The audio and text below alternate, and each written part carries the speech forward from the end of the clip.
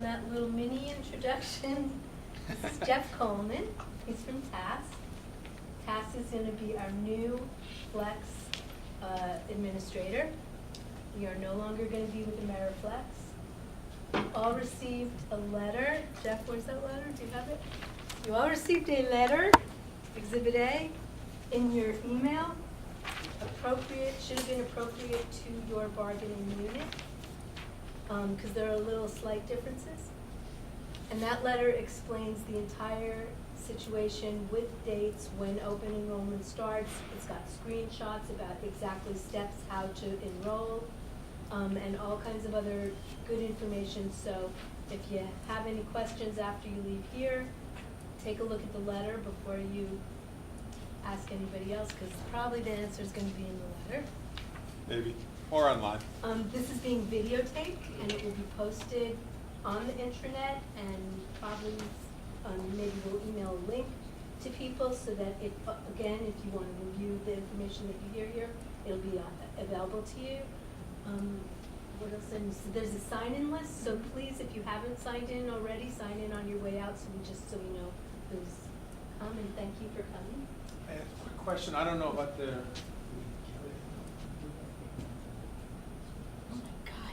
All right, cool.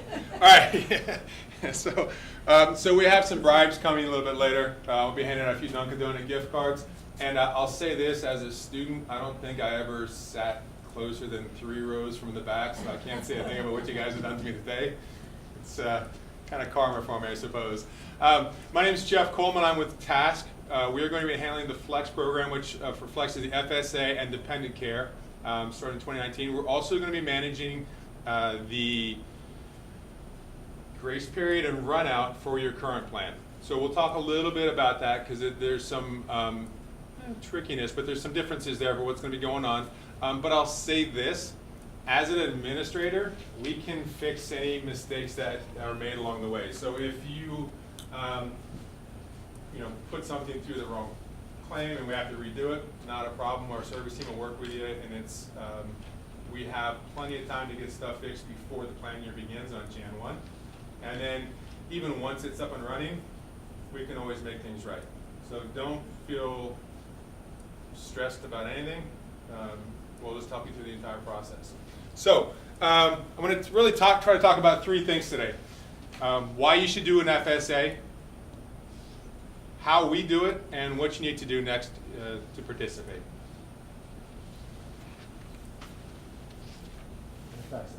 All right, so you know that face you make when you read about a company that is making billions of dollars and not paying any taxes? You know, it's like this, something's not right there, right? Fact is, they're just playing by the rules that are out there. They're spending a lot of money on lawyers and whatnot to get the right advice so that they can get the most out of their money. Kind of the same principle for us little guys, we're just on a smaller scale. So instead of millions or billions, we're talking about thousands and hundreds. But again, the intent here is to make sure that you have access to as much benefit as possible in this process.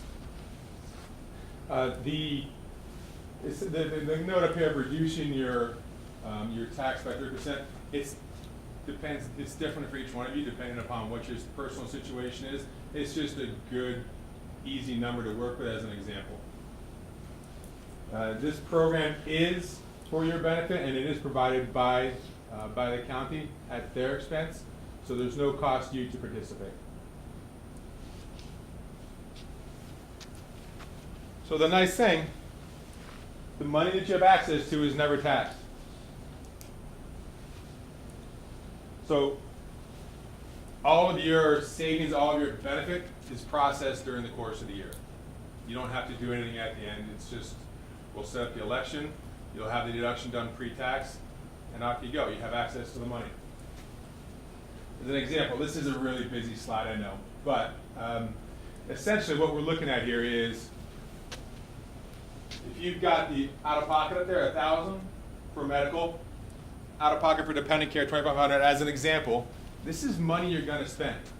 So whether it's for glasses, or dental, or orthodontia for kids or yourself, co-pays, if you've got dependent care for children, if you have elder care, if you have parents that are living with you and you're responsible for them, you can take advantage of that, and we'll get more into details on that. But this is money that you know you're going to spend. And this is an important piece because part of your plan is set up to benefit you, but there is a component that a lot of you may have heard before of use it or lose it, right? And so we want to make sure that you're thoughtful as you go through what's going to work for you. But you can see as an example, for someone making $35,000 a year, if they know they have those expenses and they run that money through the Flex program, they save $1,050 on taxes. So it's just 30%, and again, that's an estimate, but 30% of the $3,500. So if you didn't do the FSA, if you didn't participate, you'd still be spending that money on dental, on vision, on co-pays, on whatever it is that you're doing, but you wouldn't get the tax relief. Does that make sense? Okay. So the new contribution limits, your letter says $2,650. Just yesterday, the IRS finally announced what they've been kind of hinting at for a long time. They bumped it up to $2,700. So you can access the max there for medical FSA. And the way your plan is set up, you have a grace period that extends it from a 12-month plan to a 14.5-month plan. So really, you have the ability to kind of estimate what your expenses are going to be for a year, and then you got a little extra time to spend it if you haven't spent it yet.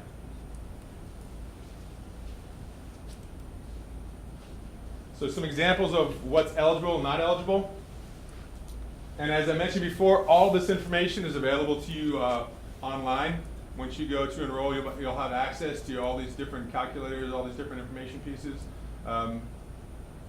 at your fingertips. You don't need to have to worry about what does and doesn't work. I will say the one piece here is non-prescription over-the-counter items. There's a workaround there. So if you can get your doctor to write a prescription for vitamins, say, and you have go to the pharmacist and have them fulfill that as a prescription, then it becomes eligible. So there has to be an RX associated with these things. Same thing can be done for health club fees. If your doctor says, look, I think you need to get more active, I prescribe you getting more involved, and I want you to go to a gym on a regular basis, you can get those with an RX. It's a little bit extra step, but it makes those expenses eligible. Okay?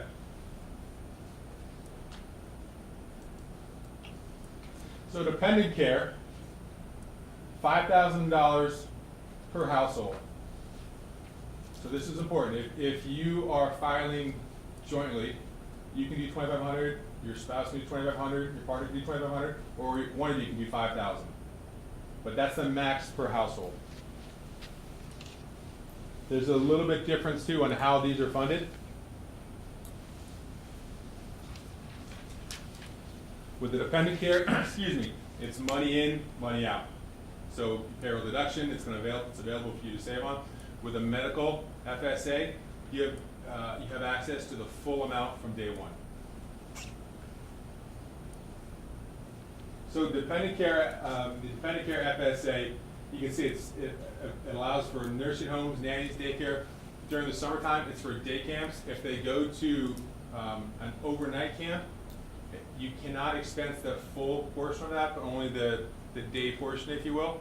It doesn't count for services when you would normally be off work or out of school to be there to take care of the dependent. Make sense?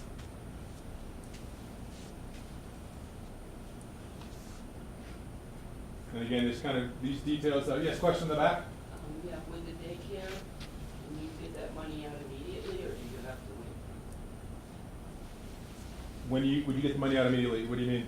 Like, can you get, so much per month for the Yeah. school program? Yeah. So the dependent FSA is funded kind of as you go. So if you elect $5,000, then that $5,000 is divided up over 26 pay periods. You guys 26 pay periods, right? Yeah. So 26 equal amounts over the plan year, and you have access to that as you go. So you can either work out with your caregiver that, look, I'm going to pay you this amount every pay period. You can do things like, if you pay it up front and just submit that reimbursement, you can have cash just kind of automatically process that for you as you go if you want to pay up front and do that way. So there's a lot of flexibility, but it loads through the course of the year. And an important thing that we'll get to in a second here. Again, this information is available online, but with the dependent expenses, it's a 12-month plan year. There's no grace period for you. You want to make sure that you use those expenses within that time frame. And for those of you that are involved with either elder care or with youngsters, you know 5,000 is nowhere near enough to take care of those expenses for the year, so it's not typically a problem. It's just a matter of making sure that you process that in a timely manner. Jeff, is there certain documentation that's required for those expenses? The way our plan is set up, there's no documentation, no substantiation required. So there are regulations that you're responsible for to make sure you're not paying your spouse to take care of the kid, or doing something along those lines. The person that is getting the funds has to report it, has to pay taxes on it. But other than that, it's your responsibility. And again, the plan is set up to make it as easy as possible for you to get your money through the system. So here's our plan details. Didn't realize I was doing that, I'm sorry. So Jan 1 to December 31, 2019. The healthcare maximum of $2,700. Dependent care maximum of $5,000, and again, that's the little star there, $5,000 per household. The enrollment period goes from Monday the 19th to November 30. It's going to be done online, and again, the details are in that letter. This is the letter you received online, so right via email. So easy just to copy paste the link to get onto the site. So the grace period, March 15th, again, what that means is that for the medical FSA, you really have 14 and a half months to spend it. So if you're in January, you'll be able to spend funds from this plan year if you have them left over. Yep, so a grace period, what it does is it extends your plan year so that you have more time to spend the funds that you've committed for that year.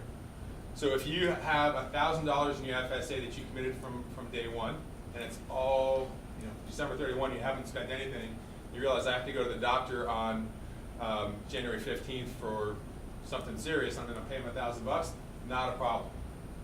Flip side of that is if you haven't paid your caregiver for services as of December 31, that's gone.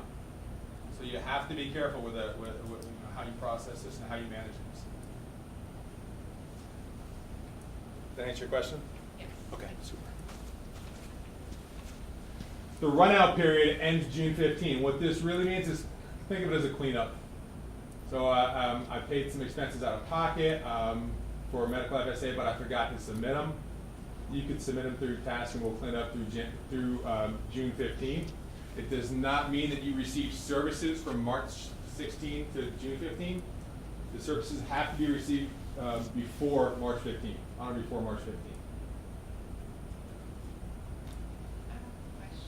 Go ahead. About the healthcare maximum. Yes. So that's the max, so I can choose less. Correct. But what if I don't spend the amount that I chose? So the question is, the maximum is $2,700. What is there a minimum, right? And then what happens if you don't spend all of it? What I chose, like say I chose 2,500. So Yep. if I don't meet that number, so. Yeah. So this is where we run into the use it or lose it component, and this is where the budgeting, the reviewing, and the crystal ball, try to figure out what's going to happen in the next year, kind of comes into play. So our recommendation is always to be conservative on your estimates. Nothing worse than throwing a little bit of money away. And you can do the math. There's because of the tax savings that you realize, there's an amount, kind of a cushion that even if you didn't spend it, you'd still get the benefit. But my recommendation is always underestimate. Just make sure you get the max out and don't waste any of your money that way. So the use it or lose it component does kick in after 14 and a half months on the medical, and after 12 months on the dependent care. Okay. And again, this is what we were just talking about, the grace period, the run-out period. So, how do you know what's going to happen next year, right? It's tough. The best thing that I would recommend do is look at your explanation of benefits. What have you spent in the past year? If you got it for 2 years, look at that. Compare your out-of-pocket for maybe your credit card statements, your debit card statements, your bank statements. Get a good look at this and figure out where your money has been going, and use that to help identify the amount that's right for you, because it's different for everybody. I got 3 kids. I'm not a very bright guy that way, and so there's never enough. It's always gone. And so, but some of you may, be on the healthy side and not have kids to worry about anymore, no dependents, and so $300 is fine, $500 is fine. It's individual to you. Now, here's the deal: is the plan goes into effect on January 1. So we talked about, as an administrator, we can help you. If you've made a miscalculation and it comes up, you've enrolled and submitted, and you realize, oh, I put 2,500 instead of 250, not a problem. Let us know, we can make the adjustment and we'll take care of you, okay? Now, once we hit January 1, you're locked in. The reason being, you have access to that full amount of the medical FSA from day 1. So if you say, I want to pay out $2,000 from payroll deduction over the course of 26 pay periods, on Jan 1 you'll have access to $2,000. And so you cannot make a change unless there's a qualifying event, which is marriage, divorce, birth, adoption, death, loss of job, a few other things. But those are the big ones that usually will trigger that. With dependent care, you can turn it on, turn it off. You have a lot more flexibility. Again, because it's money in, money out, you're able to have a lot more flexibility in how you manage that. It's usually better, again, because as I said, these types of things are expensive, and you know what you're going to spend in the course of the year. Maximize that. Just set it and know that you're going to have that coming out, and get that 30% savings for yourselves.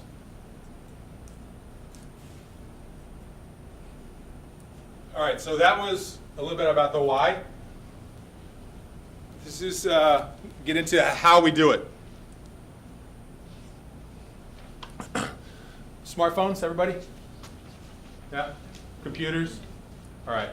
Really the 2 easiest ways to do it. You have a mobile app.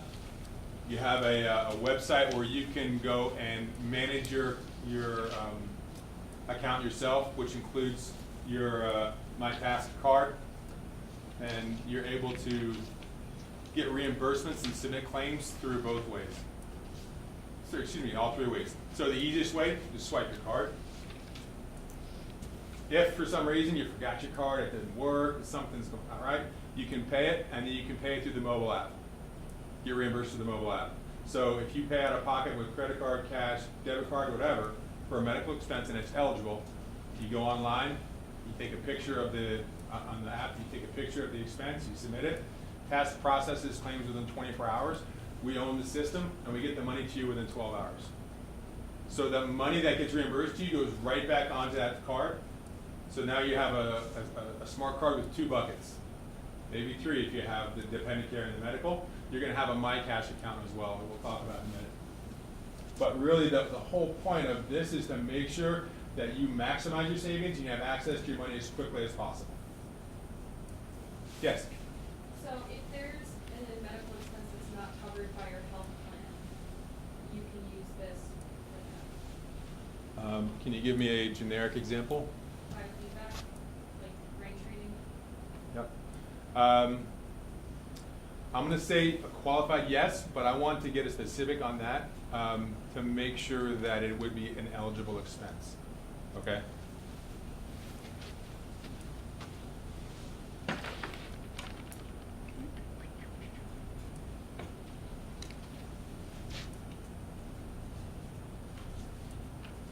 So here's the reality of this plan is that it's your savings, it's your responsibility. So one fella asked me, what happens if I buy a wheelchair, which is a covered expense, submit the reimbursement, and then return the wheelchair? You can do that. You know, that's you're totally allowed to do that. Now, understand he's committing fraud doing that. So he's responsible if there's an audit, if something comes up. We're just going to process that claim for you. I want to make sure for your situation specifically, you have an answer on that from that specific example. There's going to be ways online where you can get that specific answer. You can also just call into task and talk to the service team and make sure that you know where you're at before you go and get that service and try to process that. Okay. When the card's swiped, again, it's a smart card. It's going to read off the type of expense it is based upon what that retailer is doing, what that pharmacy, what that provider is doing, and it should swipe through. If for some reason it's coded as a different expense, say you're at CVS and you've got you're buying a prescription and you want to get a candy bar too, right? If you've got money in your MyCash account and you swipe that card, they both go through. Because the card knows to pull some money as an eligible account from your FSA, and it knows to pull some money from your MyCash for the ineligible expense. Makes sense? I got a little frown there. Not really? No, I understand that. But my example is that I go to the pharmacy and I'm not sure whether it's an eligible expense or not. Right now, if I use my flexible savings account, it would tell me, you know, it can't be used. And then you say, there's money. So I know where it's drawing from at that point. My example is obvious because the candy bar is ineligible, right? So if you have money in your MyCash account, the card is smart enough to know to take from that. If you have, like I said, with me with 3 kids, I've burned through everything. I've got $50 left on my FSA for the year, and I've got some dollars in my MyCash account. If I go to pick up a prescription and it's $52, and I've only got 50 in my medical FSA, the card will pay for it out of the FSA and then pull extra over from my cash as well. So if you're asking me for specifically how does the card know, probably a bum. How do I know where it's taken? So that I think for what you're asking is how you keep track of it. The easiest way is through the mobile app to understand exactly where your funds are. When you show, and I'll show a screenshot in a few, but your app will show what's in your MyCash, what's in your FSA, what's in your dependent care at all times. So how do I put cash into my cash account? Cash puts money into your MyCash account when you submit a reimbursement that you paid out of pocket. So if for some reason like, you go to CVS and you don't have your card, your wallet with you, but you got cash, you can pay. You can go immediately to your mobile app, submit that claim for that RX, and task will reimburse it and put the money on your account for you. Does that money continue to be available to you after the program period ends? Is that? Yeah, that is laundered money is the wrong phrase to use here, but this is money that is being reimbursed, so it's yours to use for any type of expense. There's an expiration date on my cash? No. So you can leave it on the card as kind of like your little secret little savings account. You can swipe it over into a bank account. You can pull it out at an ATM if you set up a PIN on your web, or you can use it as a debit card and just access the money that way. So you guys no longer pay providers directly? We do when you swipe the card. I have a provider that doesn't take cards. Okay. She sends me a bill, I Okay. submit it to the people we currently have, and they send her a check. Absolutely, we can do that for you. Yeah. So there's different ways where you can do it via the online portal, which sounds like the best way to do it, versus the reimbursement that you want to go right to your task card. And we'll cover that in a bit, but yes, we can definitely pay the provider directly that way. Yes? I pay for something that's reimbursable. I pay out of pocket. Yep. Okay? Obviously, I want to get the money back. Yes. I don't want it to go into the my cash thing. Yep. I want the money. In your bank account. Pardon me? You want it in your bank account? No, I just want you to send me a check, it's like Christmas coming. Okay. I can request and you just send me the check for whatever I pay out of pocket. Yep. Takes a little bit longer, there may be a small fee for that, but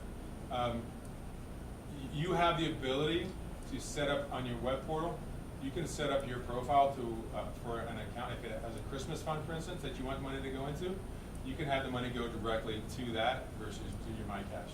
So I can have the money go to a bank account and that's fine, but if I want a check to come to me, you're gonna charge me a fee for that? Yeah, check will cost extra.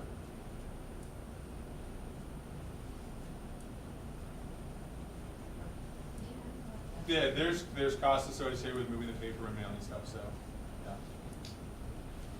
Question? Is the card a swipe or a chip? Swipe. And is that flex account available to retirees? Yes.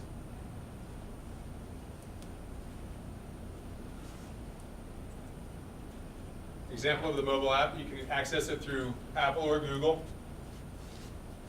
It's a secure login. This is a very small screenshot, but it'll show every one of the accounts that you do have. Again, this is just talking about the ways that you can submit for reimbursement with substantiation using the camera to just take a picture of the receipt. This is the web portal that you'll have access to once you enroll. And again, this breaks down all the different accounts that you may have and the different ways that you can set the rules for how you want to interact with that, including a direct deposit to a Christmas account if you choose. Yes? You know, your dependents can download this so everybody has access to this, or you just? Recommend that just the participant have access, yeah. So you get 2 cards at no cost. You can have extra cards, 3 extra cards if you choose. There's a $10 fee for anything above 2. But yeah, we recommend that just one person have access. There's an extra fee for any card above 2? Above 2, yeah. Do you know what the extra fee is? $10. Yes? Does, when you're signing up for it, does it have like one of those calculators that will tell you like an estimate of what your paycheck will be? Absolutely, yeah. Yeah, it's the top of the screen. And I was playing with it not too long ago and I gave myself a heart attack because I was putting in my annual and it asked for a per pay amount for your deduction. So for instance, one of the examples would be, what do you want to contribute for the FSA per pay? Don't put in $2,500 because you'll get a shock. But if you say 25, 45, 50, it'll calculate for, and it'll show you the savings.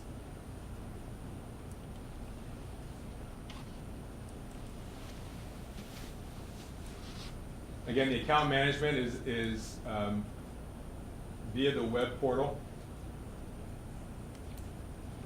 Allows you to manage your card, whether set a PIN so you can use it as at an ATM, order a new card,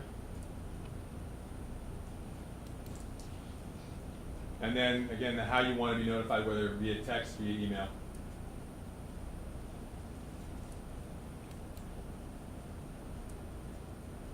And again, the direct deposit we discussed earlier.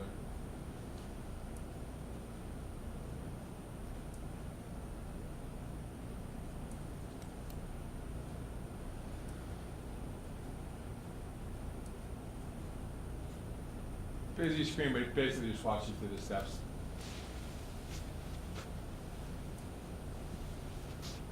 And again, this is a paper form if you want to request reimbursement for a provider, for the money goes to someone else.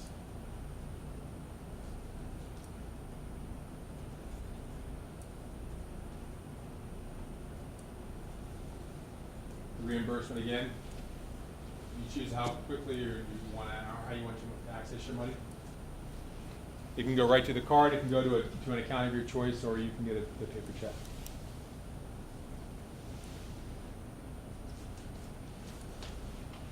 So this is a little bit about what needs to happen. You have the information in your email on the county task ID. It's a 12-digit number. It's important to use that. You'll also be directed to go into your specific division. And it should be very clear when you go through that which one is yours. There are different calculators, there's different forms. Copies of what we have up top there is all available online to help you understand what's eligible, what's ineligible. And you can always submit a question via the system, or you can just pick up the phone and call us.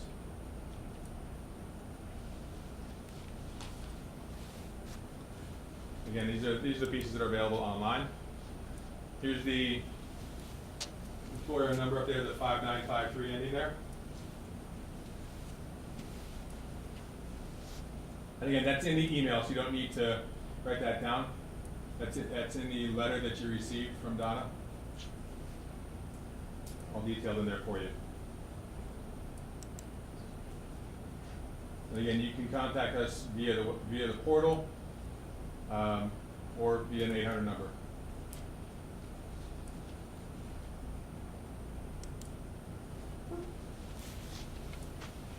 So, questions? We talked a little bit about the fact that we're taking over for Ameriflex for the run out and for the grace period, right? So there's going to be a period after December 31 when we get information from Ameriflex where there's going to be a blackout period, probably 5 business days as we process all the information they give us. What's important to understand is during the first 2.5 months here, when you're in the grace period for this plan year, you're going to have 2 accounts essentially. If you have money already from a previous FSA that's available, if you accidentally access the wrong one, you use the new plan year money before you used up all the others, let us know. We can fix it. Okay, it'll be pretty easy as we walk through how to do that. But if you make a mistake, don't worry about it. We can correct it and make sure that again you get the maximum benefit for your dollars from this plan year and next plan year. So again, my final piece of advice is be conservative as you estimate what your FSA amount should be.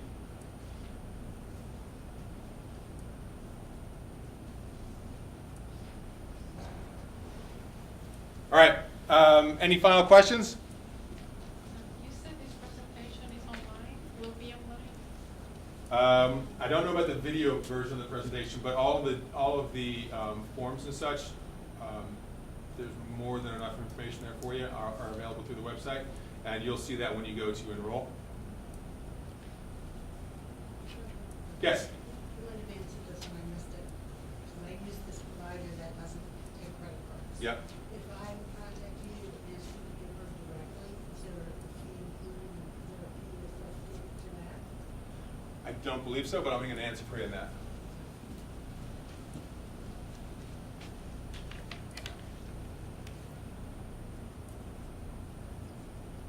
What is the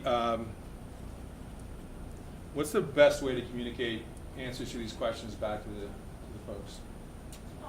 We can record them and get them out to you. Okay. That's probably the easiest thing. Via email summary? I think so, yeah. Is that fair? So we have another one this afternoon. We have another one on Tuesday. So I'll probably hold off on answering all the questions until Tuesday afternoon. Even though enrollment starts on Monday, you've got plenty of time before the end of the month to get that. And I want to make sure we get the right answer for you.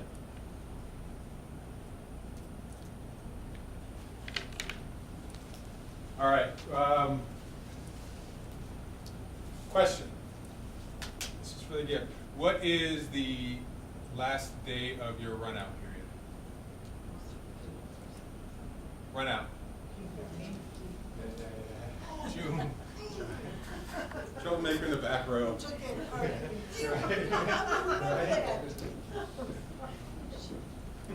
All right. What's another good question? That's what my name is, that's what it is. What is your name? Helen Sorrento. That's not the answer I'm looking for.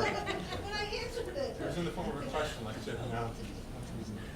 What is the maximum you can do for a medical FSA? 2,500. There, see? All right, one more. What do you do if you make a mistake during your enrollment,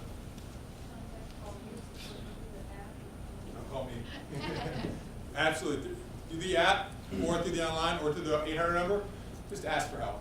We can correct it. We have until January 1. We're going to be going through this process and making sure that everything's clear once we wrap up open enrollment at the end of November. But we have until January 1 to make sure that everything's in place as it should. You'll be receiving information. You'll have access to your account, and you'll see once enrollment is finalized, all this information will in advance of January. Now, you're going to be getting a task card in the mail. It's one of those typical nondescript white envelopes, but I want it that says, hey, here's a debit card. So this time of year, be careful. Don't throw it out. It may look like junk mail. Open it up.